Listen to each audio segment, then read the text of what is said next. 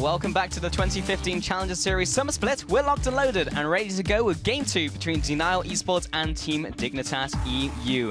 And in this matchup, we have a bunch of returning faces from the EUCS Spring, and also an influx of ex-LCS professionals, including Wicked, Woolite, and Nisbet as well. So let's take a look at those full lineups. First up, it is DNL Esports, with Wicked hailing from the LCS, Betong Yoker in the jungle, Kotsq in the mid lane coming back from Spring, Woolite recently coming in from Rocket, and then Wendelbo in support. And back from the Spring Split, but this time going full Danish, it's Team Dignitas EU. We saw them a couple of weeks ago. First of all, it's Wonderway in the top lane, Obvious in the jungle, Senkux in the mid lane with Kobe and Nisbet as AD carry and support. Right, and with DNL, Woolite, as we just mentioned, came in as AD carry after losing Rales to Rocket, so those two swap places. And then the qualifier games for them were comfortable, but not as convincing as the other teams. I mean, they were solid, but they didn't just wipe the floor of everyone. So yeah, while they're strong, we're expecting like a top 2, top 3 finish, but not looking like this is the #1 team right now. Yeah, I completely agree. They did look strong in the qualifiers, but when it comes to their opponents, I actually feel like Team Dignitas looked even stronger. They absolutely swept aside Maus 2-0, made it look fairly easy. And one of the reasons for that is that Team Dignitas now have a more active jungler on the map. This time with Obvious, they've got somebody that can facilitate Senkux as well as the other lanes. Now it's not quite so much just Senkux having to 1v1 people mid lane, which we know he can do already. Now Obvious is there to help them out as well. Well, there's the opinions, but let's see it in practice as these two teams met yesterday. So let's see how that one went down. The game started off with, funnily enough, Senkux making an outplay, dodging a charm, dodging all the skill shots before this clip actually ran, and then he just draws Wicked right over the wall, and then the rest of Dignitas closing for first blood. Yeah, this game was a pretty long, crazy game, as you're gonna see. We had to cut off the next bit of that where Senkux overextended and died, but big jump forward, 31 minutes into the game, Team Dignitas having prioritized Dragon step up to mid tower, but Kotsq looked to have caught Kobe. He gets him, but check the re-engage here from Team Dignitas as they will lock down Team DNL Esports in the middle lane. The counter engage is just far too strong. Check yourself before you wreck yourself. But then following this, Senkux's damage on late game Azir is already tough for DNL to handle, and then shortly after this, he gets a prolonged quadra kill at the Dragonfly. Yeah, that was a little earlier in the game. Another big jump forward because Team Dignitas now have 5 dragons and the Baron buff. Look to close out the game because that's what normally those 2 buffs mean. Top lane engage. They try and close it. DNL hold on from this point. Step forward from Kobe was just too much. Well, it's the end of the game, right? No, not at all, because Senkux is alive and he's going to 1v5. Gets the damage away using the Zhonya's and then blasts Kotsq into his turret with the hero defense. Woolite, yeah, he takes him down, but there happens to be no minions left, and that means Kobe will come in and sweep up the mess. Yeah, Kobe uses that home guard to chase down the stragglers, and that finally means that Dig can close out this game, and it was hard fought. It really was hard fought from Team Dignitas. They were in the lead, then they lost the lead, then they got the lead back again, and were able to just close this game out. But man, it was a messy one, and I know both teams were fairly vocal about this on Twitter yesterday. A 55-minute game here, Stress, and be sure to check that one out on the VODs hub on LoL Esports, because you don't want to miss all of the extra action that happened in that game. But we did have some players to highlight from that game. Of course, it's going to be Senkux on that Azir after that hero defense at the Nexus. Yeah, another great performance, and somebody else who put in another solid performance was Kobe, not the NA caster, Kobe. Kobe played pretty much the same as we saw in the qualifier games as well. Has really started stepping up. A lot of it is just to do with the fact this Team Dignitas roster look like they've improved quite a lot. Yeah, I have to agree. And then we take a look at his counterpart, which is Woolite, who played a non-late game champion. He actually played Corki this game. So the real question here, he went 14-4-4, but is he head and shoulders over the rest of the Challenger teams, or even the rest of the Challenger AD carries? That is a really good question, because that's something we want to track as we continue through the summer split. And honestly, between these two teams, we kind of want to focus in on the AD carries themselves. And when we look at Kobe and Woolite against each other, we kind of expected Cobby to kind of do as well as he has been doing, and he's looked good against other challenger teams, and you can see in yesterday's games 4.75 KDA, 79% kill participation, but it's weird how similar Woolite and Cobby were yesterday. Both of them actually had around that 4.5 to 4 3/4 mark of KDA, both around 80% kill participation. You can see Woolite there 82%. We expected Woolite to come into this and just dominate, and it doesn't look like he's done it quite yet. He had great stats though, but Cobby's were just as good. Yeah, so I guess the answer to our question so far is not yet. Not yet. Woolite isn't completely looking like he's dominating everyone, but we still have time to tell. We still have a second game between these two teams as well for that to be a reality. So we'll see if Woolite can step up his game even more and maybe carry his team to a victory. But yeah, it's pretty interesting to see the difference between the AD carries and the level of LCS to Challenger. It really is, because Mr. Rales, when it came to the previous lineup of Denial, now they've replaced him with Woolite. Mr. Rales had such a big impact, and we've seen Woolite get leads with Roccat weeks 1 to 3 of the summer split in the LCS. Woolite has to do the same again for Denial, because Team Dignitas have threats across the entire map. Yes, Denial have the same, but I actually feel like, just being a longer standing team, Team Dignitas, they may even be contending for the top spot here in Challenger. Yeah, well, let's narrow down a little bit to towards the picks, because we're about to head into Champions Select. So Woolite typically went for the late game AD carries, but went with the Corki this time, actually did very well with it. Saw him going with the aggressive Valkyries, which we've actually seen late game Woolite not quite work out as well, was the low mobility AD carries, but with Corki, he chose the right fights, and that was the key difference. So, Team Denial, what will be their priorities? What will be their bans as we head into the second Champion Select of the day? So this time around, Team Dignitas have the counter pick for mid lane. And yesterday it was Denial that had the option to do it, and it didn't end up going so well in their favor. We saw that Cosq kind of lost out to Senkux, and this time around, what are they going to choose for us? First one off from the list, Echo not available. And this was a ban that you and I talked about yesterday, about how kind of non-impactful we actually feel like that is against Team Dignitas. Yes, Senkux does play Echo, but he's far better on Azir. He's been vocal about his Echo not quite living up to how he wants it to. Yeah, he was talking about that on Twitter, and also the fact that we saw Azir yesterday, which did very well against Denial. So again, they respect ban the Echo. Not completely sold. I would like to see maybe another ban up against Senkux if Victor is available for him, if he wants to bring that out. There was a long while when people were calling Senkux a one-trick, and then Victor was not enabled, and then he switched to other champions and was like just as good in this. But either way, I should say, Team Dignitas do ban out the Morgana and the Rise on red side. Makes a lot of sense. And then the Alistar will be the next ban, just like the first game of the day. So, no junglers, no AD carry prioritized yet for either team out from the bans, so everything is fairly standard so far. Last two bans coming out, what are we going to see not available, and then what can Denial look to prioritize from that? Okay, Sivir banned out at this point. I would imagine this is going to be Woolite looking for first pick Kalista. At this point, even though Kalista still does well against Sivir, you've banned out one AD carry. If you don't pick up an AD carry to begin your draft here, it's going to be problematic. Yeah, it is true. Cobby could even pick up the Urgot here, depending on what the final ban is into that Kalista. The final ban will be Gnar.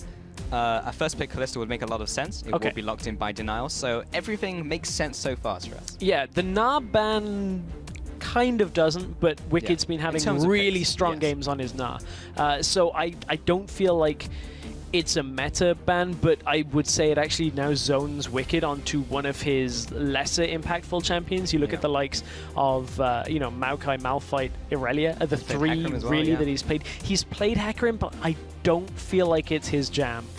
I'm just going to say it like that. I feel like Wicked performs a lot better on the tank setup. And they take away the Hecarim as well. So we're not even going to see Wicked. Whoa, that was a fast Azir lock-in. It narrows him down. So we've got the Hecarim, we've got the Fresh coming in from Team Dignitas EU, and a very fast lock-in straight up. The Azir has been denied from Senkux, and we have the Gragas now coming in as that tier 1 jungler. So, Denial know that they're going to be against the counter-pick mid laner, so take away what you feel like is Senkuk's remaining strong mid lane pick. Also managing to hide, not that they need to hide their solo laner, because now they know it's a Hecarim up in the top lane, And actually, now the Na being banned away, going all the way back to that, the Na Hecarim matchup now no longer available as a pick for Denial. So I actually like that pickup by Dignitas, knowing that they'd banned away the Na. Team Dignitas have now locked in fairly quickly their jungle and their AD carry. Cobby taking a page out of Woolite's book, going for the Corki in today's game, and the Rek'Sai is a fairly straightforward one. Gragas already picked up, no real reason to deter from anything other than that. Yeah, I think that's fairly cut and dry when it comes to champion selects nowadays. Pick one of the top tier junglers, pick up the other one. Yep. That is your strategy. What could the next two pickups be? So we're looking for a top laner, and we're looking for a support. The top laner with not being taken away, which is a usually obvious pick up against the Hecarim, has a great matchup into him. So what will Woolite go on to? Rumble will be a very new one. Usually we'd be looking for like a Malphite and Aurelia here. Those are his classic fallbacks. A Maokai could also work, and it looks like it's going to be the case. So Maokai comes in here. It's just going to be a very neutral matchup for Hecarim up there. There is a lot of protection / peel coming out from Denial when you look at things. Maokai, Gragas to disengage, Janna to disengage and protect, Azir to disengage. It's fairly clear what Denial are looking for from this setup. Team Dignitas, on the other hand, looking for catches and engages when you look at it. Wonderwhale are going to look to engage using the Hecarim. Looking for kind of secondary engage coming from the Rek'Sai and the Thresh. Mid lane, what does Senkux want into CosQ's Azir? Does he want something like a Cassiopeia? We just saw that matchup in the previous game. Pick, perhaps? Like a Twisted Fate? Maybe. Like an Ari? We don't see all that much Twisted Fate, really, in that. We saw it yesterday from Take Fun, yeah. But it's not one of those picks that you see it and it's like, this is exactly the pick that I want. But however, it will circumvent a lot of the disengage that is going to come out from Denial. And okay, it has actually been locked in. So they have global presence. They have the ability to pick by going in behind people using the Destiny. It's an interesting one, but I feel like the later this game goes, the less chance Team Dignitas have of cutting through the lineup of Denial. They have very little late game damage sources when it comes to it, whereas you've got an Azir on the side of Denial, and Kallista's not particularly late game herself, but still is going to have a fair amount of damage when it comes to taking down some of the tanks on the side of Team Dignitas. Well, not quite so great, but yeah, I mean, it looks like, to me, that Team Dignitas, they're going to look for like a 35-minute, 40-minute at the latest win, is looking for a mid-game win here because, yeah, as you mentioned, not enough damage to cut through those comps unless you snowball hugely with the TF and you can just insta-burst the AD carry. But yeah, it's interesting. I don't think I've actually seen a TF game from Senkux. It's usually when they've been going into like a pick composition, he'd opt towards like an Ari. Yeah, that's a really good point, actually. This doesn't feel like a champion that Senkux kind of wants as his top tier. Yeah. Very interesting. As we said, they will have global presence. Senkux, I still feel like, is going to be able to play the 1v1 out fairly comfortably. That tends to be his biggest strength as a mid laner, is he tends to get a lead in every single lane that he's in. Well, before we kick off this game, let's actually take a look at those two compositions once again. So we do have the Maokai, we've got the Gragas as well, so a lot of area denial from Denial, funny, and then Azir with the ultimate. Kallista's going to be able to bounce around through all that, so it's going to be pretty hard to get on top of Woolite, but maybe that was what the Senkux was for, the Senkux with the Twisted Fate, because it's a point and click stun, whereas Ari, you've got to land the skill shot. Right, sorry, I still was not expecting that laugh that you gave after it, but yeah, as you said, point and click.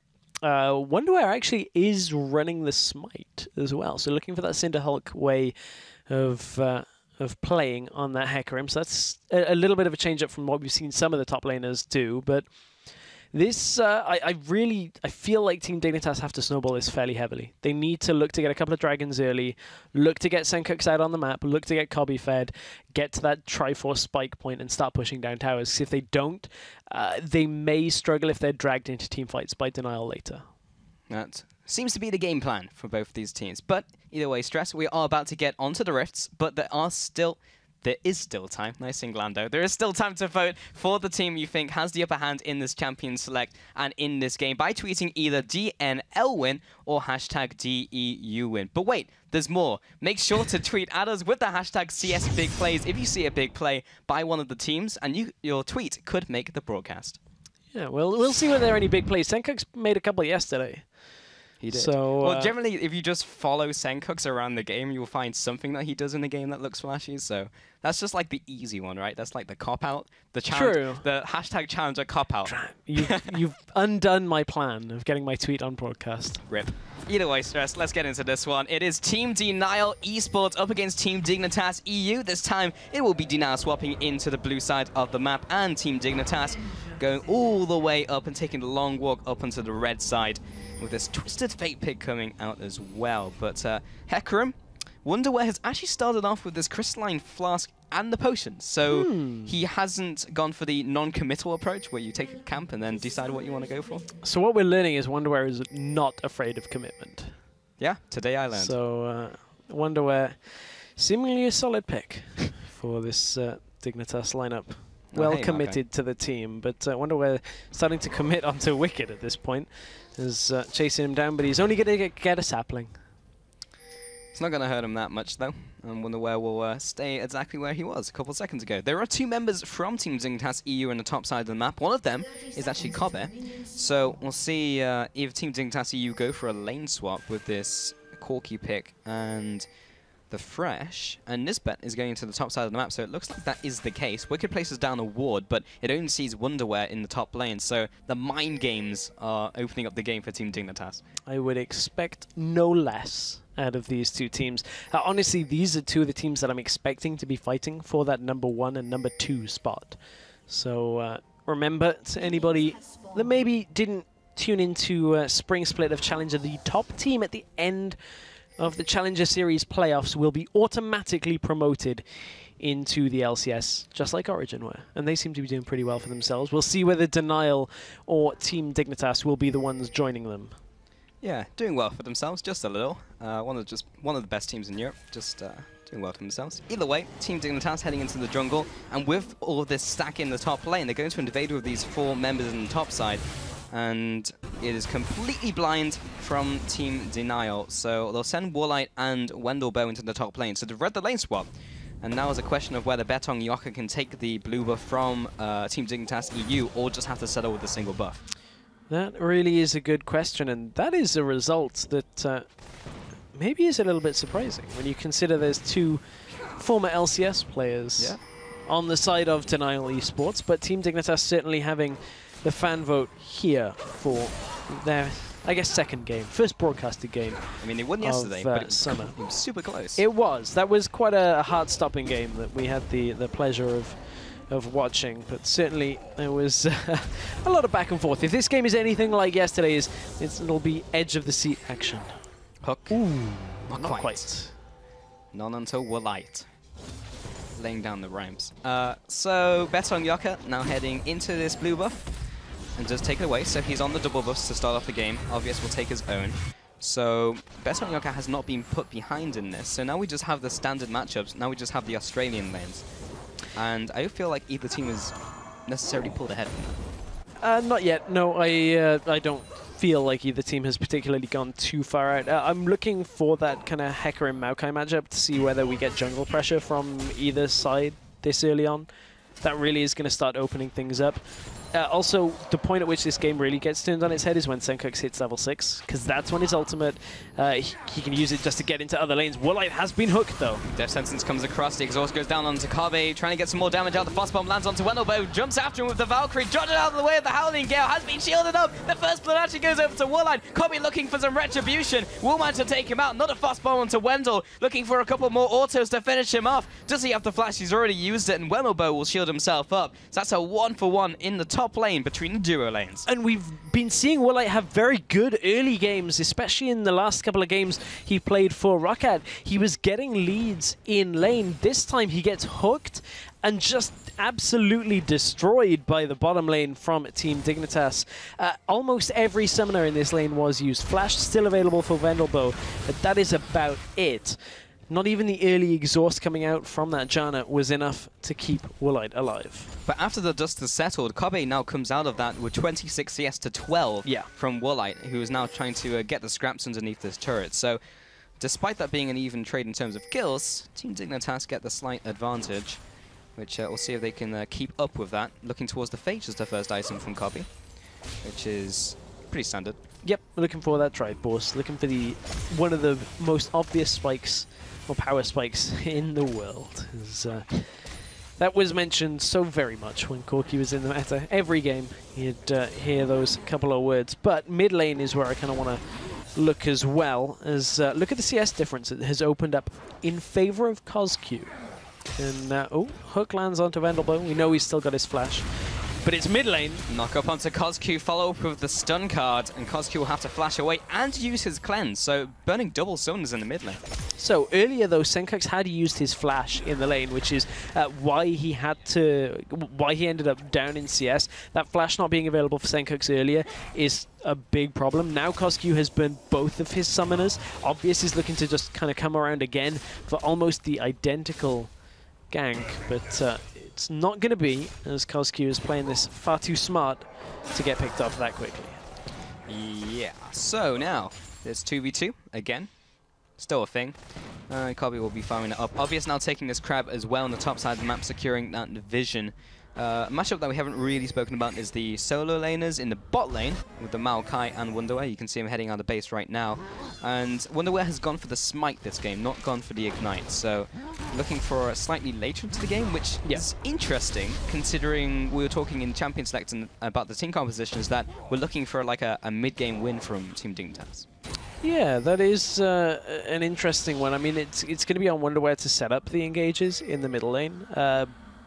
But again, it's not somewhere in the late game that I really expect Team Dignitas to do all that well. Right. Again, it's more that they need to find favorable fights than they actually cannot fight in the late game. But certainly against an Azir, it is very difficult. We've seen that in so many games now, just how much damage Azir has. I mean, it's going to be less of those fights to take for sure. And honestly, if Team Dignitas can set them up by using the Destiny to get onto the Azir, catch him unawares, take him out very early on in the fight, then by all means Team Dignitas can look to take down a fight.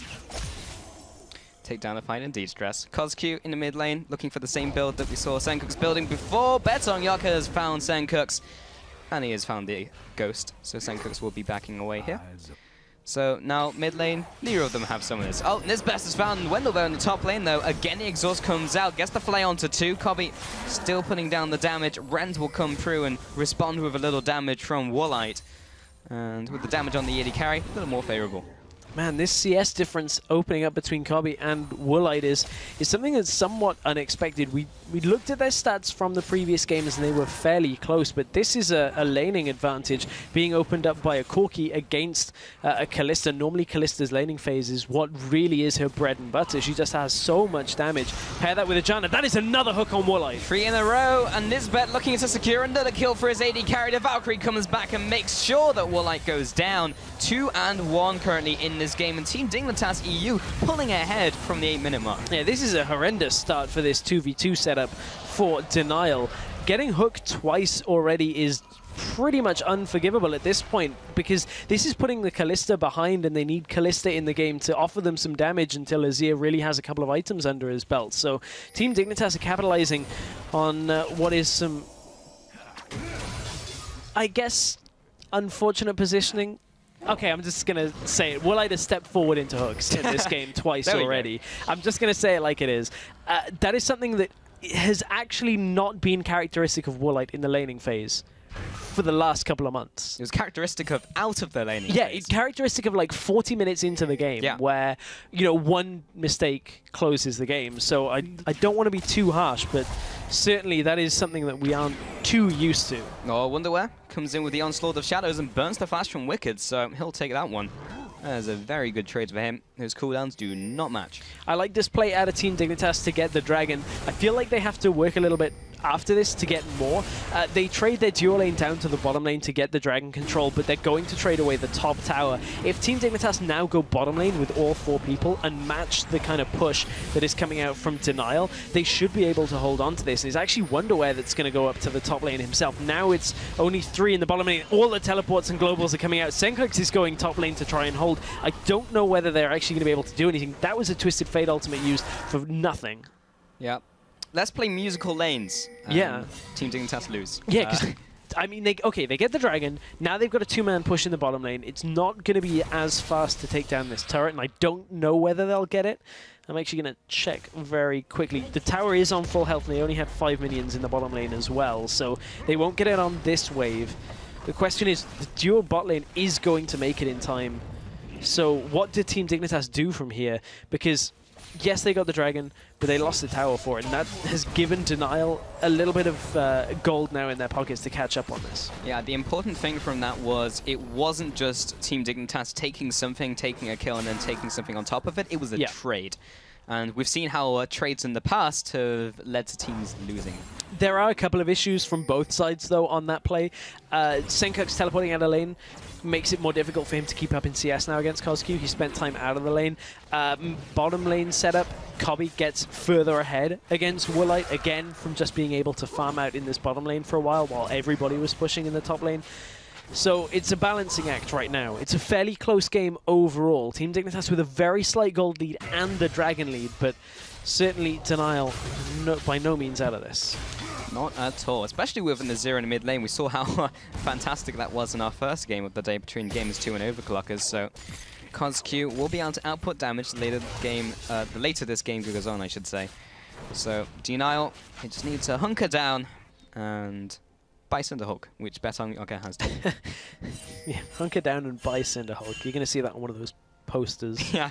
Keep calm. Inspirational quotes. Yeah, exactly. But down in this bottom lane, Kobbe has picked up the Sheen, going up against the recurve bow Vampiric Scepter. So those are actually fairly minor combat stats coming out from Woolite, whereas Kobbe can output so much damage. That is a lot of pain very quickly. Obvious has found him, and the rocket finds Woolite as well, and finds another kill for Kobbe. He is 100% kill participation in this game, and when we looked at that from the game they played yesterday, he had a large impact, and Woolite has been all of those kills so far. He's been 100% death participation so far, is the other way to look at that. But Woolite couldn't quite flash over the wall either. Just took the chunky side of the wall and couldn't get himself out and over. There falls the turret in the bottom lane. So Team Dignitas, again, very similar to yesterday. They're getting the lead early on.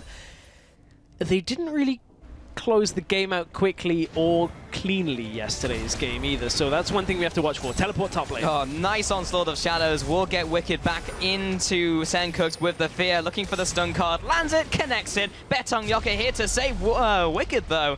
The Maelstrom was enough damage reduction to keep him alive, and now he'll be going back to base. And that's one of the problems for Team Dignitas is this Twisted Fate will have damage. That is not, I'm not saying he's going to have no damage, but comparatively, the Azir is going to have way more. So to chunk through the tanks, Team Dignitas have to completely take away the damage dealers from Denial, and even then, Team Dignitas are going to have problems taking down the tank line of Denial Esports. That being said, we are arriving at Power Spike Central. Team Dignitas EU have just picked up the Trinity Force onto Kobbe. Senkuk's now has the Morellonomicon, Jungle has the Cinderhulk, top lane doesn't, well, he has the Home Guards, which is a Power Spike too. So in terms of the time where they can do stuff, now is that time. It's less of a Power Spike for Home Guards. You are correct, though. It does give him some added, added damage to his kit, but the changes that happened to Hecarim completely, kind of dropped that quite a lot. Not multiplicative for the team anymore. fight. Yeah, exactly. When it comes to team fighting and charging in with the Home Guard, it's not quite as effective anymore. You managed to say multiplicative. I can't even say that word, and I can't even say effective. Was there a word that I messed up earlier? That was pretty easy. There was, but I can't remember what it was. It's probably a good thing that I can't. Good times. Because my brain is not working up to speed right now. But Team Dignitas, again, they've now moved this Corki around. He's got his Trinity Force, so they can just push down towers like this. It's good timings out of Team Dignitas, so look for a tower as soon as they hit that spike. Yeah, 2 and 2 on turrets right now, so evenly traded, but Team Dignitas do lead in terms of the dragons. And speaking of the dragon, he will be spawning in around 1 minute, ready to return to his dragon den. Senkuk's in the mid lane is falling behind slightly in terms of farm up against Cosq, but he has been roaming a lot in this game, has been putting a lot of pressure on the side lanes, and that has resulted in CS advantages for his... It's not a good day for English on this broadcast today. I nailed the hard word there. That's what counts. I know. Yeah, I guess that is. Let's just go back to Terminator quotes.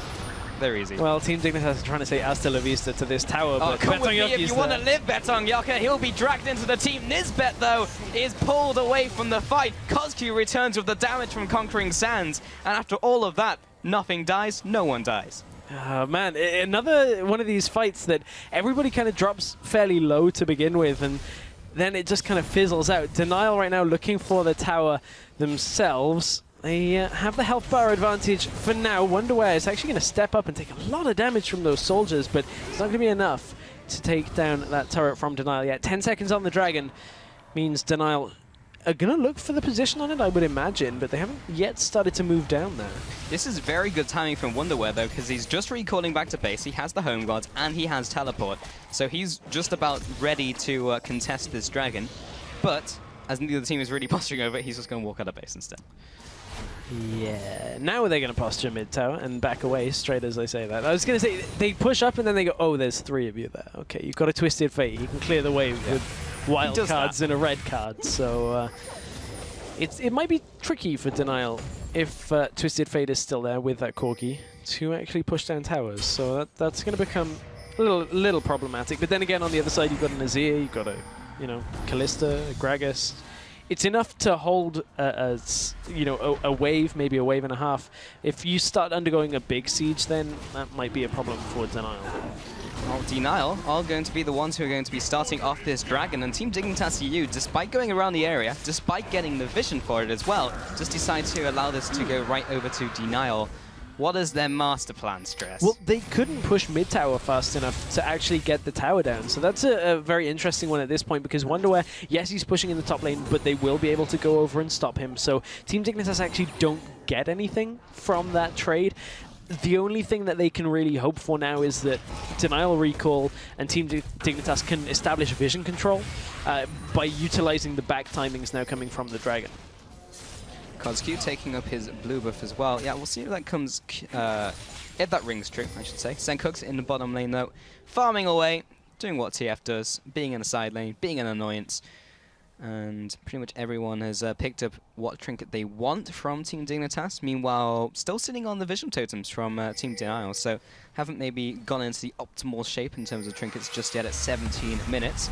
Here comes Obvious, over to the jungle, finds himself a Sentinel, takes it down. There's still one following in there. Senkook's was waiting in the bottom lane for Callista. Another reason why they picked this Twisted Fate was pretty obvious utility of that gold card. Point and click stun right onto the Callista, lock him down in team fights, don't let her get moving around the side. This time, however, Team Dignitas have found themselves the spot in the middle lane. That tower will go down. No real way of Denial fighting that fight there, but that's a third outer tower going down in favor of Team Dignitas, but now they're going to have to deal with the Sun Disc if they want to push further. They will, and they don't want to, so they'll back away. But yeah, taking a look at some of the new additions as well. Wicked now coming into this lineup. Yes, we've seen him a lot on Malphite, but also a lot on Irelia, and he's just performing this just tank role this game. And we'll see if he's able to get those initiations down, because he's always been on like a champion who can make things happen. So we'll see as this game drags on whether he'll be the one who's making those plays. Yeah, I am interested to watch how Wicked actually does in the rest of this game. He's actually been looking very good against the other challenger top laners. There haven't really been too many situations where I thought he was, out of his comfort zone at all. So a lot of those games were on Nah with that Hurricane build that we saw out of Wicked, which I actually went and tried it out. Oh, yeah? Actually a really fun build to play with. You stack... up top. This is not so fun, though, for Kozku, as Obvious finds him with the knock-up. The Sun Disc is getting teleported on by Wicked, though, and this bet will be getting Senkook to safety. He was just in the back lines assassinating Wendelbow, so they trade Obvious for the support. Middle Sun Disc goes down, so that was a 1-for-1 overall. Yeah, 1-for-1, but at that point, Team Dignitas used both of their global abilities, the teleport and the destiny, to get into that fight, and they only trade even. Now the turret goes down in favor of Denial. That was Team Dignitas forcing a fight that really they couldn't quite take. Just trying to make something happen a little too hard, you have to feel. Well, we're going to take a look at that one once again in the initiation and lead-up. Look at how late the teleport comes in from Wonderware in this setup. He's only just starting it now, as Obvious gets blasted back into the turret. Yes, they managed to pick up Wendelbow, but at this point, he teleports in just to run out. Wonderwear actually had very little impact on that team fight. It's also interesting because Wicked teleported on top of the Sundisk, which was on very low HP. So had that been killed, then he would have been completely out of the fight as well. So it was good that that one went off. So DNL just pull even, which is pretty much what DNL want in this game. So one adaptation has been made to this setup from Team Dignitas. Bilgewater Cutlass being picked up is going to give Corki that little bit more damage to deal with tanks. Typically when you're building Corki the kind of older way, where you go Trinity Force into standard AD items, you have trouble killing tankier targets. This time with the Blade of the Ruined King, it's a lot more about just those autos onto targets, gets you a lot more damage in your rotation. So it's a way of Team Dignitas actually kind of curving off that damage drop-off that they may have been having later into this game. Mid lane as well, Sandcooks has opted towards the Sheen and the Aether Wisp, so it's going to be a Lich Bane, which will just add even more damage on top of that pick card. So looking for these picks more than anything. Yes, he was able to assassinate Wendelbow in that last fight, but obviously his target was going to be either Kozaku or Woolite. Kozaku is going to be hard to lock down unless they can kill him in those 2 seconds while he's stunned up, because Kozaku now has the Zhonya's. Woolite, though, is still a pretty juicy target. It's just about getting on top of him. Talking about those AD carries, in fact, the CS differential, yes, it was significant in the laning phase because of all those kills on top of Woolite, but it's opened up even more now. 30 CS in advantage to Kabe. That is something, again, that when we looked at the AD carries, we're saying Woolite should just have a good game, every single game. There should be no reason why Woolite isn't getting ahead of these AD carries. That's not to say that they can't fare for themselves, but remember, Woolite won Rookie of the Split last split. Not last the split year. Before last split. Huni won last split. Summer Split previously was Woolite's split for Rookie of the Split award. So, I mean, I don't feel like Woolite should be struggling in any of these games. Just from you look, he's just come straight out of LCS. Yes, okay, Roccat had a couple of rough weeks, but his personal performances were still pretty decent pre-40 minutes. Yeah, I think you pretty much hit the nail on the head with that one, and that is the big difference from this game. And it was all from the laning phase 2 versus 2. Obviously didn't have that much input in the lane before Nisbet was landing those multiple hooks onto Woolite. And yes, praise to Nisbet as well. Yeah. Also being in the LCS, landed a lot of good hooks in this lane, which has been gifting Kabe the advances in the early game. But still, as Kalista, who is someone who wants to win the lane, didn't quite work out. Either way, Dragon is now alive. This is the 3rd one of the game, and Team Dignitas EU are going to posture around it, so it looks like this may be the catalyst for a fight. I would expect so, but Woolite is up around mid lane, so Team Dignitas are able to just start this one off fairly quickly. Woolite is hopping his way down towards the Dragon Pit. That's going to get smited away, and Team Dignitas should be able to back out. Ooh, Lantern over the wall is enough, so Team Dignitas get themselves a Dragon. Denial can't even contest it. And Denial's wave in the middle lane is about to run out. Sandcooks even uses Destiny to get himself in place to wildcards the wave down. That was very well executed, so they don't lose the middle turret. The Sundisk comes up, but doesn't do a whole lot. The Dragon goes over to Team Dignitas EU. Wonderwear, through all of that, was in position to flank with his ultimate if necessary. That was just a great setup by Team Dignitas, yeah, by the Bucks. Real clean out of Team Dignitas. They saw Woolite, saw him mid, no real way of doing all that much. Also, Denial, in this game, they don't particularly have the option to just use the Kalista and Azir to do an early Baron. Because of the Twisted Fate ult, there's going to be no real time where they can all drop off the map, and it looks inconspicuous because you just hit Destiny. Oh, okay, they're on Baron. And we'll go in and contest that. So, Denial, their actual options because of this Twisted Fate start getting a little bit reduced. Options... No options. Obvious, we'll take the option of taking the crab. I'll go down in the bottom side of the map.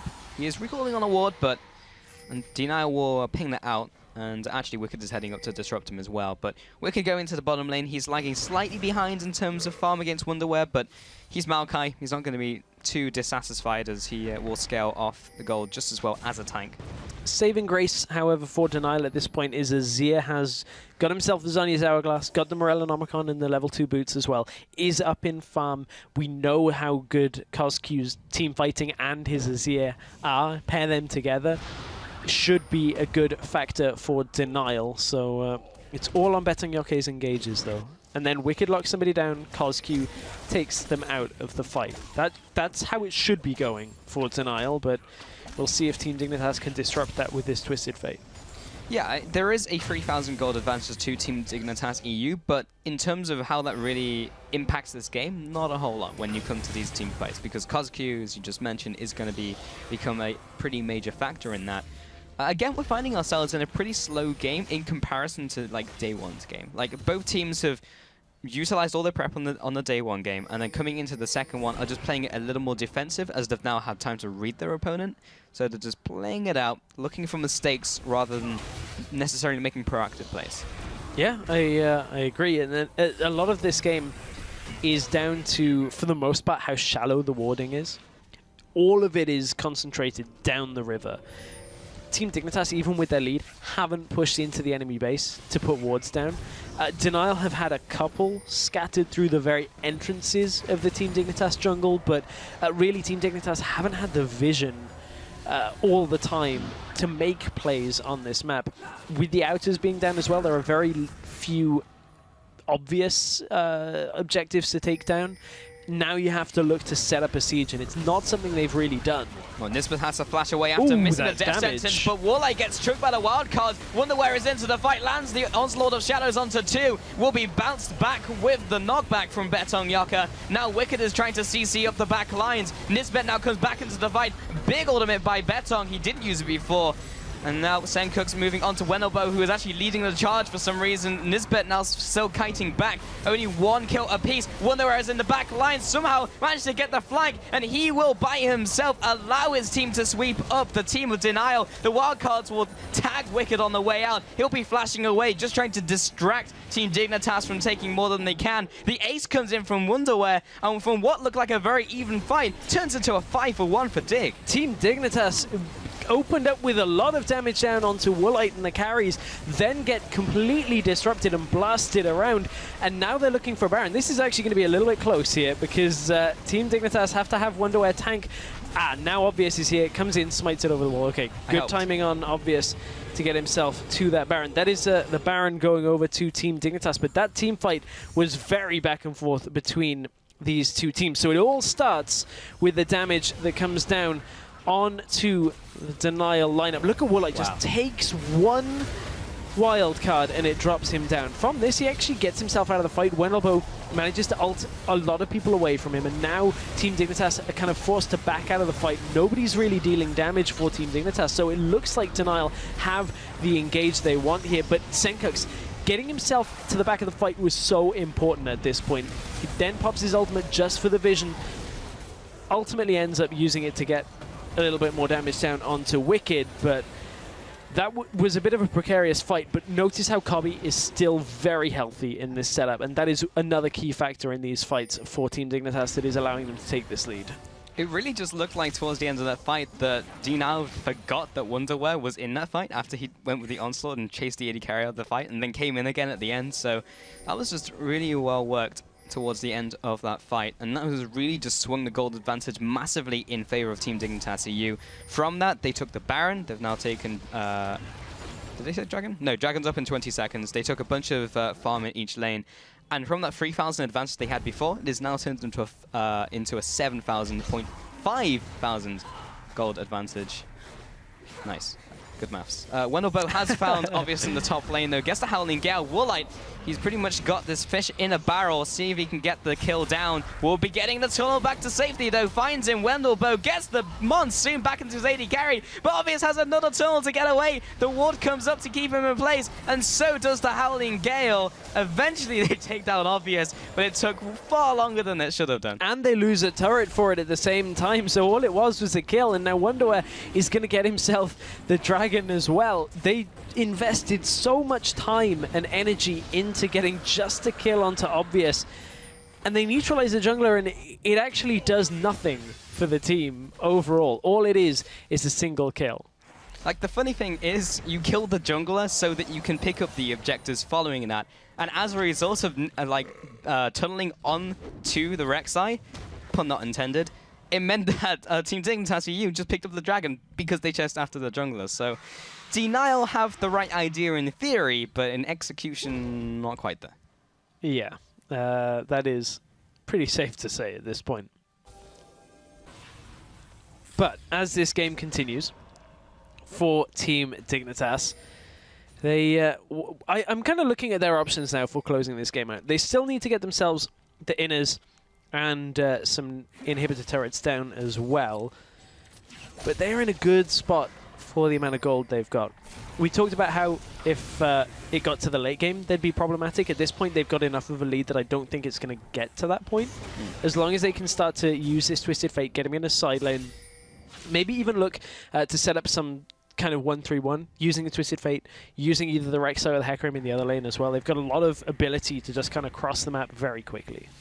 Yeah, I guess the key of that was really Team Dignitas in an equal gold scenario, in like a scenario where they are drawing even in terms of resources with Denial, they would have problems, but they are far ahead in terms of resources, so it's not really a problem. It is still a slow closeout. It's like these small bursts of actions when it comes into team fights, and then a whole lot of just taking objectives, taking some farm, taking objectives, taking some more farm, and buying items, and that's pretty much what has been the game so far.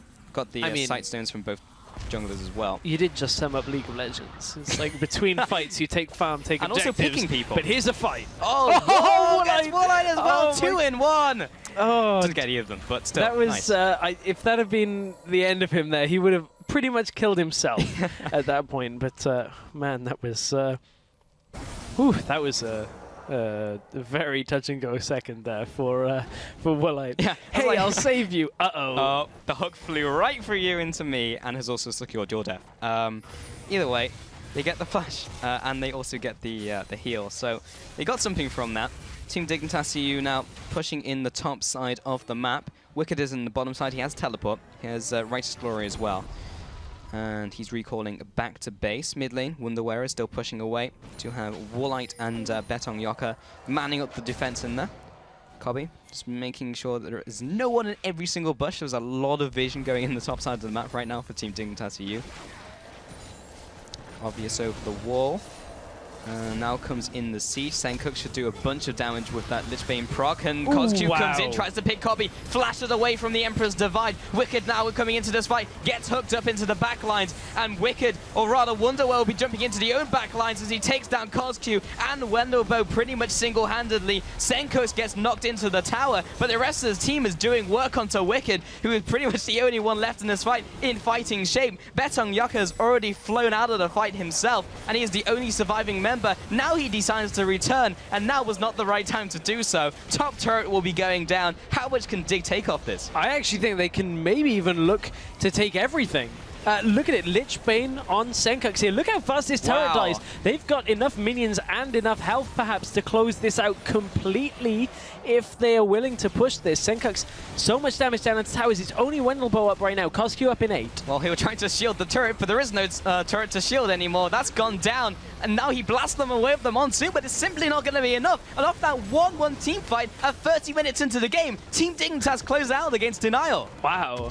Wow, the end of that game came from absolute nowhere. Yes, they were ahead, but man, Team Dignitas, that was so much cleaner than yesterday when it came to closing out the game. Yeah, it was slower than yesterday, but it was like they did everything right. There was no wrong decisions that were made, which made yesterday's game very messy, because there was just team fight after team fight, but it was all like, okay, this is a fight that we can win. We will go for this fight, and then we will win it.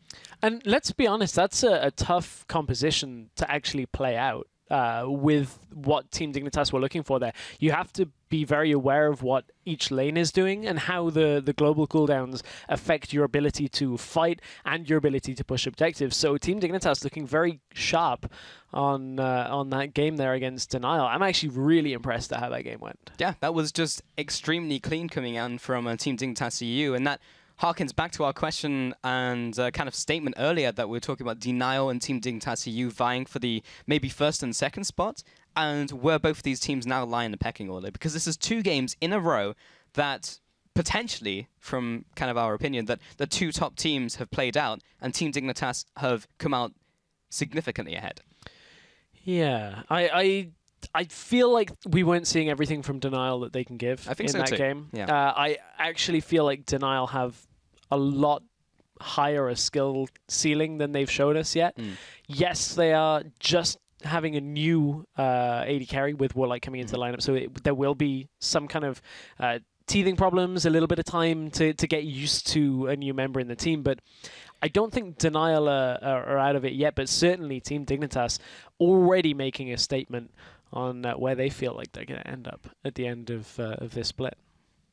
Well, after that game stress, we are actually going to have an interview with Sencooks, who is on the line with us, and he had a pretty impressive game that game, like most games that we see from Sencooks, 4-0-6 on his KDA. But hey, Sencooks, how's it going?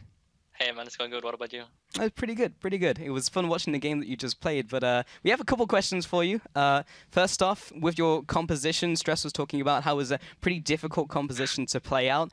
What were your thoughts on that? Because you picked up the TF this game as well. Yeah, we were just looking to 1-3-1 all the time, and we just tried to pressure the towers, which was pretty hard, and couldn't really find an opening actually. Until mid lane, where we got the first team fight, and we actually ended up winning it pretty hard. I think it was 5-1, and we got the Baron, and it just completely snowballed from it. Yeah, it was a pretty fast snowball once that. I mean, the end of the game kind of came from nowhere. You were on a top lane in a tower, and suddenly you ended up winning the game. But Twisted Fate doesn't really seem like one of your picks when it comes to it. We've seen a lot of Azir from you. We've seen Echo from you previously. Was that a team pick, or was that something that you wanted to play in this game?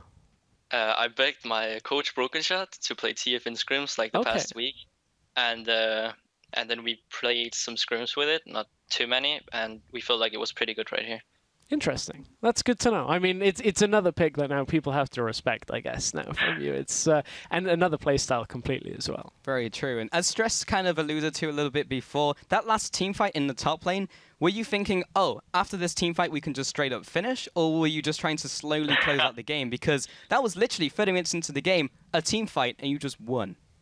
Yeah, Obvious was like we can end, and we were like asking each other if we could end, and then we just said whatever, go for it. And if we can just get the towers, it's fine. And then we end up seeing we could actually end because we had Lich Bane and 2 Trinity Forces. So yeah, it quite a lot of damage. Certainly was a fast end to the game from that. So I want to take one last question, one step back from that game itself.